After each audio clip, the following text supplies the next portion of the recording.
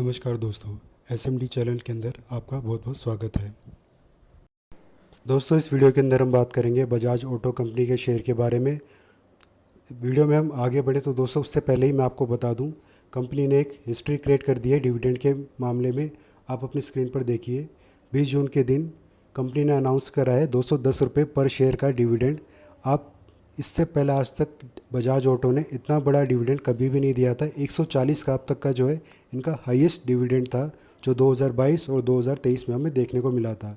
साल 2024 में 80 रुपये के आसपास आया था, लेकिन इस बार 2025 में 210 रुपये का डिविडेंड की अनाउंसमेंट कर दी गई है कंपनी की तरफ से। लेकिन आपको थोड़ा सा वेट करना पड़ेगा, आपके अकाउंट में ये जो पैसा है ये सितंबर 5 को ही आता हुआ आपको देखने को मिलेगा। हालांकि थोड़ा सा टाइम लगेगा, इस बार बहुत टाइम ले रहे हैं पैसा देने में, लेकिन डिविडेंड भी दोस्तों बहुत बड़ा दे रहे हैं। तो जिन्होंने भी इसके अंदर अपने शेयर खरीद रखे हैं उनको बहुत बहुत बधाइयाँ दोस्तों। अब ज़रा हम बात कर लेते हैं क्विकली कि बजाज ऑटो कंपनी के शेयर के अंदर शॉर्ट टर्म में कितना प्रॉफिट हो चुका है अब तक और लॉन्ग टर्म में कितना प्रॉफिट हो चुका है। तो हम बात करें दोस्तों 3 मंथ्स का नज़रिया रखकर किसी ने इन्वेस्टमेंट करी थी इसके अंदर आज से 3 महीने पहले, तो 5% का प्रॉफिट उन्हें अभी हो रहा है। 6 महीने में देखें तो आप नेगेटिव रिटर्न इसने दिया है। 1 साल के अंदर भी नेगेटिव रिटर्न आ रहा है 13% का।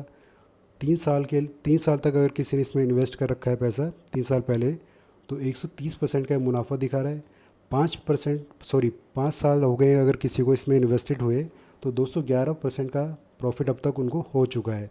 तो आप देख सकते हैं दोस्तों, लॉन्ग टर्म का नज़रिया रखकर आप किसी भी शेयर में, किसी भी नहीं क्या दोस्तों, अच्छी कंपनी के जो शेयर होते हैं उसमें आप पैसा इन्वेस्ट करते हैं लॉन्ग टर्म के लिए, तो आप देख सकते हैं कि आपको प्रॉफिट कितना ज़्यादा होता है। तो दोस्तों अभी हम बात कर लेते हैं कि क्या कोई नए लेवल क्रिएट हो रहे हैं हमें बाइंग साइड में पोजीशन बनाने के लिए। और इसके अंदर जैसे कि आपको पता है ऑप्शन ट्रेडिंग भी की जाती है। तो ऑप्शन ट्रेडिंग में हमारे कॉल या पुट किस साइड में प्रॉफिट होने के ज़्यादा चांसेस होंगे। तो दोस्तों आगे बढ़े उससे पहले मैं आपको बता दूं, कंपनी का जो मार्केट कैप है वो करीब करीब 2,33,000 करोड़ का है। ये लार्ज कैप कंपनी है। फिलहाल इसका PE रेशो 31 चल रहा है। फेस वैल्यू 10 चल रही है। रेवेन्यू और प्रॉफिट को अगर हम देखें तो उसमें लगातार बढ़ोतरी हमें होते हुए देखने को मिल रही है। बात करें प्रोमोटर्स की होल्डिंग की, तो 55% की होल्डिंग अभी भी प्रोमोटर्स के पास है।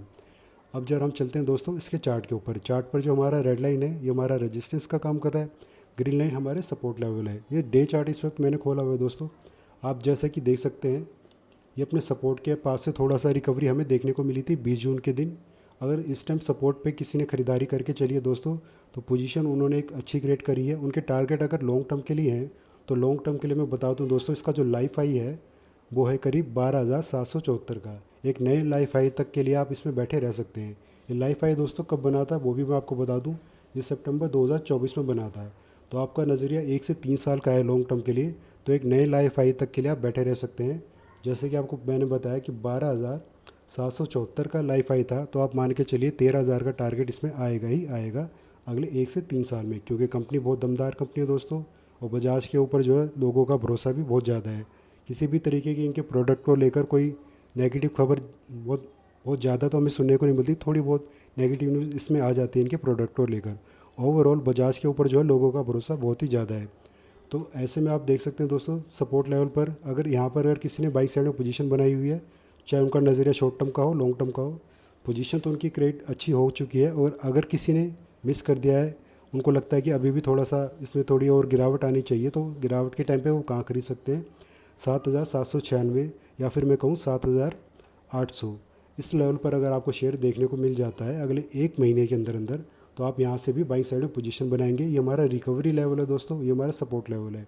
या फिर आप इन दोनों की रेंज के बीच में भी कोई पोजीशन क्रिएट करके चल सकते हैं लॉन्ग टर्म के लिए। और शॉर्ट टर्म के लिए अगर आपने पोजीशन क्रिएट कर ली है या इन लेवल पर आप क्रिएट करना चाहते हैं, तो आपके जो पहला टारगेट होगा दोस्तों वो होगा 8,669 का, जो हमारा रेजिस्टेंस लेवल है, ये आपका टारगेट भी होगा। तो दोस्तों शॉर्ट टर्म और लॉन्ग टर्म के लिए मैंने आपको बता दिया है कहाँ पर आपको एंट्री करना चाहिए और क्या आपके टारगेट निकल कर आ सकते हैं। इसके अलावा दोस्तों एक ट्रेंड लाइन भी हमारा सपोर्ट का काम कर रही है डे चार्ट पर। मैं आपको यहाँ पे वो ट्रेंड लाइन खींच कर दिखाता हूँ।